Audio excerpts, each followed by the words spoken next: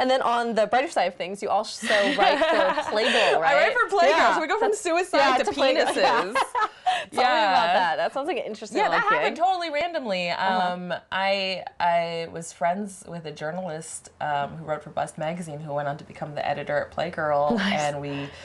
She kicked me she actually asked me to first contribute to the humor issue. Okay. And I had this really ridiculous idea that never got made, that I wanted to have a pictorial spread of Asian men with long penises. Huge. Just long prosthetic penises, like jumping rope with penises, and like, like playing telephone with their own penis and stuff. And just to make fun of this idea that they don't have stereotype. Right, which is totally fake, right, Bobby? Asian men have long penises. Anyway, so and I was like, yes, I'm gonna go ask my friends. But it was mostly because it was so exciting for me to actually be the pornographer and be the dirty, because as women we're always kind of like in that position of being propositioned for these things, and but we never get the chance to reverse the roles, and that's what was so exciting about writing for Playgirl. It's like, I get to objectify men, and all the Asian guy friends I asked, of course they were going to say no because they have like jobs and families they would consider, identities, but they were so like, that's not funny. How is that empowering? And so it ended up never getting made, but it was a great point of dialogue. Yeah. But anyway, I ended up just captioning like strange sex toys, and then they asked me to write some horoscopes. Wrote a couple, and then they ended up phasing out the horoscope column to make room for more penis spreads, pictures. And then I write a few travel columns, like where to go. If you're What's a looking cool thing for to do? Yeah. penis in San Francisco or something. Sexy places to go. I don't know. So that's that. But it seemed like you have a very interesting life. I mean, you get to write for Playgirl, and then you also get to do these solo performances. And you're really active in the community, right? Yeah, I believe strongly in. I know there's a lot of movement to more Asian Americans in the media, and for me, I think it's really important.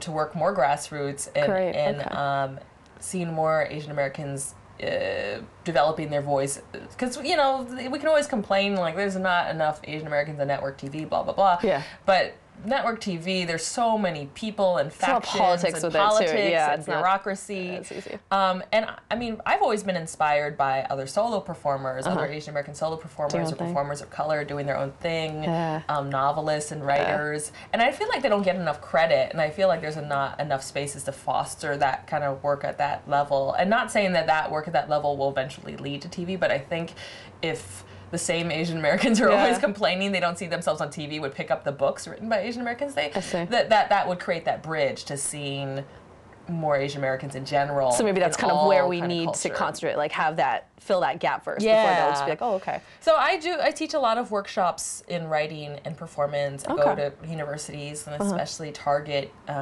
youth, people of color, college students. In Los Angeles, I get an artist in residence grant where I teach a writing and performance workshop for women of color. Very cool. Which is amazing. Yeah, these women are so inspired to me. They're all different ages, a lot of them older than me, and I think we really inspire each other. Like, I'm inspired to meet women who are artists and also single mothers, or have just been to all these places in their life that I could never be, and yet we learn to work together, share together, and nurture and encourage each other's voices in ways that anything else wouldn't. That's different. So that's something I do in LA. Cool. Any other projects they have coming up? Aside from the multitudes of things you're already working on. Yeah, I'm selling shirts through Ryan's. I know you had Ryan on your show, but these little Wong shirts. I had this plan that every Wong would buy this shirt, and I'd be buying a condo in Malibu right now, but it hasn't quite worked out. Give it time, Ryan has all these theories that like Chinese people don't have the kind of ironic pride that I do in our last name. Okay, so the Kristina that we see on stage and on the internet, is that the same Kristina that you see in the mirror? In the mirror. At home? In private time? At home, I'm like, I'm so much more calm. Okay. Like right now, I'm really calm, you know what I'm saying? And I'm like, yeah, right. No. I'm so calm in real life.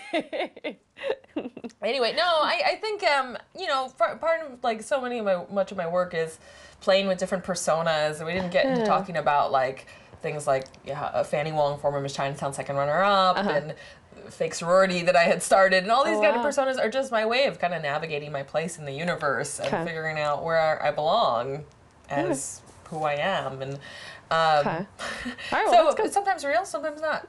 You guys will have to guess, right? Yes. All right, well, thank you so much for joining us. Thank you. Having me on the show. You're so great. I'm going to interview you next time. I should actually. No. All right, thank you so much. All right, be sure to check out her show, and thank you so much for watching Fresh Off the Box.